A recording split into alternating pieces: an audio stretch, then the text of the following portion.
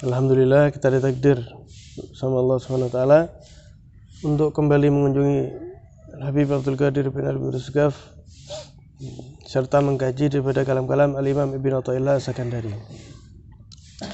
Melanjutkan yang kemarin, Al-Imam Ibn Athaillah As-Sakandari beliau menukil kalam daripada Syekh Abil Hasan Asy-Syadzili. Syekh Abil Hasan Asy-Syadzili ini orang alim, begitu juga wali besar malahan. Al-Imam Qushairi sampai mengatakan, "Ma ra'aitu a'raf billah minal Imam Abil Hasan Asy-Syadzili." Al-Imam Qushairi ini juga wali besar. Beliau berkomentar tentang Al-Imam Abil Hasan Asy-Syadzili ini, beliau mengatakan, "Saya tidak pernah ketemu orang yang lebih kenal dengan Allah yang beliau tahu melebihi daripada Imam Abil Hasan Asy-Syadzili." Nah, Syekh Abil Hasan Asy-Syadzili ini beliau pernah berkata, beliau memberikan nasihat yang sangat bagus sekali. Nasihat ini menunjukkan kepada kita diri kita itu seperti apa. Kita kalau pengen tahu, saya ini orang baik atau orang jelek ya di mata Allah ya. Kalau di mata manusia semua bisa ditutupi casing ya. Yang penting pakai baju soleh, yang pakai baju bagus, seakan-akan orang baik kan gitu. Tapi tidak, ini di mata Allah tidak ada kebohongan sama sekali. Apa takarannya? Ini kita timbang masing-masing ya. Kita sendiri menimbang diri sendiri. Kata beliau, beliau mengatakan, "Kil nafsak wazinha bisolah." Apa takaran timbangnya? Kalau kita pengen tahu diri kita itu, takarannya apa? Kata beliau, takar dirimu dan timbanglah dirimu dengan sholat. Maksudnya apa? Kalau memang sholatmu tadi itu baik, tepat waktu, kemudian fardu beserta sunnahnya dikerjakan, bahkan ruh daripada sholat yaitu khusyuk, meskipun belum bisa maksimal tapi terus usaha untuk dihadirkan, kata beliau, fa'alam annaka sa'ita. Kalau kamu seperti itu, sholatmu betul, bagus, rapi, berusaha khusyuk, karena pasti diganggu setiap sholat tadi itu, tapi tetap berusaha khusyuk, ketahuilah kamu itu orang yang beruntung, kata beliau. Kalau kamu seperti itu, kamu orang yang beruntung, berusaha hadir di dalam sholat. Kalau orang-orang dulu itu, jangankan ketika sholat, sebelum sholat pun sudah persiapannya luar biasa. Imam Ali Zainal Abidin itu beliau setiap mau sholat, setiap wudhu itu pasti pucat kayak orang sakit. Ditanya sama teman beliau, kenapa wahai imam, antum ini kalau setiap wudhu tak perhatikan mesti pucat, kenapa, sakit? Kata Imam Ali Zainal Abidin, loh, tahukah kamu itu, saya ini wudhu sebentar lagi mau menghadap kepada siapa? Menghadap Tuhan yang menguasai segalanya, yang memegang hidup dan mati kita, keselamatan kita kelak di akhirat, pemilik daripada segalanya, Tuhan daripada segalanya. Wa illa, kata beliau, nah kalau misal kamu tadi itu sholatnya betul, dikerjakan betul, kamu beruntung. Wa illa, tapi kalau misal sebaliknya, fabki ala nafsik, maka yang pantas untuk menangisi dirimu ya kamu sendiri. Fabki ala nafsik, tangisi dirimu tadi itu. Kenapa? Karena kamu betul-betul zalim kepada diri sendiri. Jadi betapa sering kita tadi itu zalim kepada diri kita. Apa zalim kita kepada diri kita? Mendorong diri kita masuk ke dalam neraka Allah, waliyadzubillah min dzalik. Fabki ala nafsik, ya kamu nangis, tangisi dirimu itu. Kenapa? Karena kata beliau, fahal ra'aita habiban la yuridu liqa'a habibi. Adakah, kata beliau, pernahkah kamu melihat seorang kekasih yang tidak ingin bertemu dengan kekasihnya? Tidak mungkin. Orang itu kalau dengar nama kekasihnya aja gembira. Bahkan kadang dengar nama tempat tinggal kekasihnya hatinya senang. Apalagi ketemu. Sehingga Nabi SAW itu beliau kalau pas banyak pikiran yang beliau hadapi, Ya, beliau cepat-cepat ingin melaksanakan sholat, terlebih sholat fardu, karena beda. Sehingga mengatakan kepada Sayyidina Bilal, arihna biha, ya Bilal, wis tenangkan diriku ini dengan sholat. Lah Bilal, lah cepatlah azan gitu. Kalau bahasa kita gitu. Saya lah azan Bilal, saya pengen, tidak sabar saya ini, sudah pengen senang, pengen tenang di dalam sholat. Arihna biha, guru saya pernah ngomong gini. Ya, kalau Rasulullah tuh arihna biha, wahai Bilal, gembirakan, tenangkan diriku ini dengan sholat. Ya. Kalau kita jangan-jangan arihna minha ya Bilal. Ya. Gembirakan diri ini dari sholat. Terus lah cepat-cepat sholat, terus lah cepatlah selesai. Terus tak bal-balan misalnya. Atau yang lain sebagainya. Kalau Rasulullah, para wali orang-orang soleh bukan. Justru sholat tuh ditunggu-tunggu. Karena hidup ini kan singkat. Ya sholat kita ya sebanyak hidup kita itu toh. Setelah mati sudah ada sholat lagi. Tidak ada sholat selamanya. Ya, kecuali orang-orang yang dikasih keistimewaan oleh Allah Ta'ala. Ya, cuma di alam dunia segini toh. Umur kita berapa ada yang tahu. 20, 30, 40, 50, 60 dan seterusnya. Nah, sehingga orang-orang sholat itu gembira ketika mau sholat. Karena emang kegembiraan mereka tadi itu di dalam sholat tersebut. Bertemu, bermunajat dengan Allah Subhanahu wa ta'ala. Karena mereka tahu tidak ada yang lebih sayang kepada mereka melebihi Allah Subhanahu wa ta'ala. Allah Subhanahu wa ta'ala berfirman, "Inna sholata tanha 'anil fahsya'i wal munkar." Sesungguhnya sholat itu mencegah seseorang dari perkara yang keji dan mungkar. Sekarang pertanyaannya, loh, itu Allah Ta'ala berfirman ya di surat Al-Ankabut, sholat itu katanya mencegah pelaksananya orang yang sholat dari keji dan mungkar. Ya, misalnya ada yang tanya, loh, saya sholat, tapi tetap maksiat. Apakah ayatnya yang keliru? Bukan. Allah menegaskan, inna sholata tanha 'anil fahsya'i wal munkar. Sholat itu mencegah kekejian dan kemungkaran. Pasti itu, pasti. Nah, ketika ada yang sholat tapi tetap berbuat maksiat, kekejian, yang dipertanyakan sholatnya. Sholat yang dikerjakan itu sesuai enggak sama yang diinginkan oleh Allah? Ya, jangan-jangan sholat tapi wudunya enggak sah. Ya, mungkin ya, dia tadi itu enggak khusyuk, enggak hudur. Atau mungkin bahkan ada syarat fardunya sholat yang enggak dikerjakan. Ya, karena barang siapa yang betul-betul sholatnya tadi itu bagus, pasti dirinya jauh daripada kekejian dan mungkar. Itu otomatis. Itu rumusnya seperti itu. Inna sholata tanha 'anil fahsya'i wal munkar. Ya, sehingga kalau dikatakan kalau orang tadi itu pengen berbuat maksiat, ya sholat dengan sholat yang betul, insya Allah bakal runtuh tadi itu keinginan-keinginan maksiat. Ini beliau menegaskan, Al-Imam Ibn Athaillah menasihati kita, faman arada an ya'rifa haqiqatahu indallah. Kata beliau, barang siapa yang menginginkan mengenal dirinya, betul-betul dirinya ya. Karena diri kita ini kan ya selalu didampingi hawa nafsu. Kalau kita pengen kenal siapa kita tuh, baik apa buruk ya, saya ini di mata Allah baik atau enggak ya, pengen tahu hakikatnya, hakikat dirinya, indallah, di sisi Allah, di mata Allah ya. Wa yanzur halahu ma Allah, ingin melihat bagaimana keadaannya di sisi Allah. Apa kata beliau? Falyanzur ila sholati, maka lihat kepada sholat yang dia kerjakan tadi itu. Maka harus cek sholatnya. Sholatnya rapi enggak? Sholatnya amburadul, ya dia amburadul, enggak ada harganya di sisi Allah. Meremehkan sholat, ya dia di mata Allah remeh. Menggampangkan sholat, dia digampangkan sama Allah. Ya, ketika Allah memperhatikan hamba-hambanya tadi itu, yang meremehkan sholat, diremehkan sama Allah. Nanti meremehkan sholat.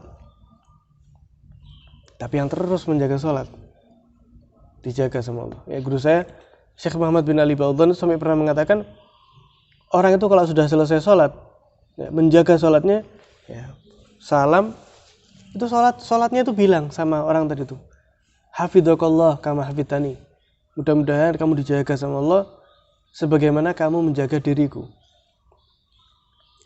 Tapi mereka yang tidak mau sholat pun bilang, didoakan, doyya'akallah. Mudah-mudahan karena Allah menyia-nyiakan kamu sebagaimana kamu menyia-nyiakan diriku. Waliyatubillah min dzalik. Jadi kalau kita pengen tahu ya siapa dari kita lihat sholatnya.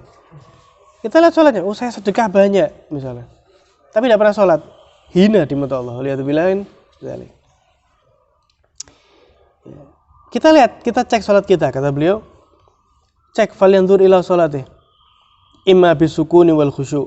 Sholatnya tuh gimana? Tenang, ya khusyuk, berusaha khusyuk, paham ya? Berusaha khusyuk. Jangan sampai nanti saya tuh tidak bisa khusyuk setiap sholat. Ya, pasti itu ada gangguan gitu loh. Cuman setidaknya kita berusaha. Wa imma bil ghaflah wal ajalah, atau jangan-jangan bukan sukun, bukan tenang dan khusyuk, tapi malah lalai ya sholat. Posisi kayak gini. Tapi yang diingat ya apa misalnya? Yang diingat. Ya. Wal ajalah, keburu-buru, wes lah cepat lah salam, tak mainan layangan misalnya. Ya. Nah, yang mana ini kita ini? Fa illam takun bil wasfain as-sabiqain. Kalau ternyata kita itu, kata beliau, tidak memiliki dua sifat yang awal, yaitu tenang dan khusyuk di dalam sholat. Fahtut turaba ala rasik. Wes, mending taburkan debu di atas kepalamu. Maksudnya ini kiasan penyesalan betapa hinanya diri kita. Ya. Fa inna man jala sahibal misik abiqa alaih min rihi. Karena barang siapa yang duduk sama orang penjual parfum, minimal kalau meskipun tidak beli, ketika keluar dari toko harum. Nah. Dan sholat itu mujalasatullah ta'ala. Sholat adalah kesempatan bagi kita seorang hamba untuk bermesraan dengan Allah Subhanahu wa ta'ala. Nah, kalau kamu sudah berusaha mendekat dengan Allah, tapi ternyata kamu tidak dapat apa-apa, tidak merubah keadaan kita di luar sholat, bahkan di dalam sholat, maka itu menunjukkan dalla dzalik ala maradin fik. Maka itu menunjukkan adanya penyakit di dalam dirimu. Apa penyakit yang dimaksud? Wa huwa imma kibir, yaitu mungkin kesombongan, ya, au ujub, ya bangga diri, ya, au adamu adab, atau tidak punya adab. Saya ini sholat ya karena kewajiban. Saya sudah butuh saya ini. Untuk apa saya itu doa lagi? Harta saya triliunan misalnya. Saya mau kemana-mana, mobil, bahkan pesawat ada, anak banyak misalnya. Saya sholat ini yes. Paham ya? Sombong. Atau bangga diri. Atau tidak punya adab. Akhirnya tidak dapat tadi itu khusyuk. Jauh daripada kata-kata khusyuk. Soalnya dia apa? Lupa siapa dirinya tadi itu. Harta sekejap hilang, nol. Ya. Semua itu titipan dari Allah Subhanahu wa ta'ala. Lu yang ngasih itu Allah, kok tidak malu gitu. Kok tidak malu? Ya. Kok tidak malu? Ya. Misalnya ada orang punya apa misalnya, punya mobil lah. Mobilnya dipinjamkan sama temannya. Nah, kemudian yang punya mobil itu minta untuk dihampiri, misalnya. Kemudian dia tadi itu lewat ya di depan yang punya mobil temannya tadi itu. Lewat, lihat orang yang punya mobil pun enggak. Ya tambah diblayer misalnya. Ya, gereng. Terus jalan lagi. Loh ini mobilnya siapa? Punyanya orang tadi itu. Dia diminta mampir. Berhenti pun enggak, jalan. Diblayer lagi.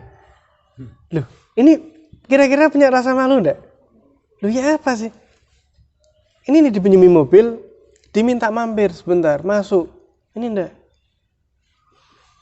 Nah, kayak gitu orang-orang yang dititipi sama Allah harta, tapi sombong. Loh, kok lupa gitu loh. Nah, ini bahaya ya, bahaya. Karena orang itu kalau sudah sombong, Allah itu paling benci sama orang sombong. Allah Ta'ala paling benci. Ya, sampai kata Allah, makanya orang itu kalau sudah sombong, semakin lupa semakin jauh. Kenapa? Allah Subhanahu wa ta'ala berfirman, "Sa'asrifu an ayati alladziina yatakabbaruna fil ardi bighairil haqq." Karena Allah sendiri yang memalingkan daripada tanda-tanda kebesaran Allah dari orang-orang yang sombong tadi itu. Jadi orang yang sombong itu sulit istilahnya untuk mendapat tanda-tanda kebesaran Allah, mengagumi kebesaran Allah, mengenal Allah. Jauh orang-orang yang sombong tadi itu. Nah, kemudian kata beliau, fala yanbaghi liman shalla an yusri'al khuruj. Kata beliau, maka jangan sampai bagi orang yang sedang sholat untuk cepat-cepat selesai. Loh, mau apa? Orang sholat tuh paling lama, anggap paling lama baca surat panjang 10 menit. Ya. 5 menit lah. Ya, 10 menit dikali 5, 50 menit sehari. Dari 24 jam itu 50 menit dibuat sholat. Padahal 5 ini sumber kesuksesan orang di dunia. Dalam sehari itu suksesnya 5 itu tadi itu. Kalau itu betul dari pagi, dari subuh sampai malam, dia bakal senang. Jadi Allah memerintahkan sholat tuh ya untuk kesenangan orang itu sendiri. Allah nggak butuh. Allah merintahkan sholat ya supaya kamu senang. Istilahnya gitu. Jangan cepat-cepat, jangan susu-susu, kata beliau. Bal yadhkurullah ta'ala, ketika sholat zikir kepada Allah. Ya, setelah sholat istighfar daripada kekurangan yang dia lakukan. Kenapa? Karena kata beliau, jangan sampai ketika kita sudah selesai sholat kita puas. Saya ini sholat sudah sholat ya, sholat 5 waktu. Tapi tidak merhatikan gimana kualitas sholatnya. Karena kata beliau, farubba sholatin la tasluhu lil qabul. Berapa banyak sholat yang dikerjakan tidak pantas buat diterima. Tidak pantas buat diterima. Ya. Ya, misalnya ada orang bilang ke bupati lah misalnya, Pak Bupati, nanti sore saya ke rumah, jenengan tak kasih hadiah yang luar biasa. Ini bupati atau presiden lah, anggap presiden Indonesia ya, mau ke rumah presiden nih, tak kasih hadiah yang besar. Dia bawa tadi itu kotak, ya kotaknya bagus luar biasa, dihiasi segala macam, mewah. Dibuka dalamnya 1.000 rupiah. Kira-kira gimana presiden tadi itu? Ya, wah ini ya sama pengawalnya presiden, wah ini pelecehan kan gitu. Ya bilang hadiah besar ke presiden lagi. Gak taunya kecil remeh. Nah, begitu juga sholat. Ya, luarnya bagus sholat, tapi ternyata tidak ada isinya. Itu yang dimaksud beliau. Berapa banyak sholat itu tidak pantas buat diterima gitu. Paham ya? Tidak pantas buat diterima. Tapi meskipun ya sholat tadi itu mungkin tidak pantas diterima, tapi setelah sholat kita lanjutkan dengan beristighfar. Kata beliau, berapa banyak sholat yang tidak pantas diterima sebenarnya. Tapi fa in istaghfartullah ba'daha kubilat. Tapi berkat kamu beristighfar setelah sholat tadi itu langsung diterima sama Allah. Makanya Nabi SAW itu, karena Nabi SAW idza shalla istaghfara thalatha marrat. Nabi itu kalau sudah selesai sholat, ya, Assalamualaikum warahmatullahi wabarakatuh, pertama yang beliau ucapkan adalah apa? Istighfar. Minimalnya 3 kali. Astagfirullah. Nah, pertanyaannya, kenapa kok kita tuh setelah sholat sangat dianjurkan untuk beristighfar? Loh, kita habis ngapain? Habis maling?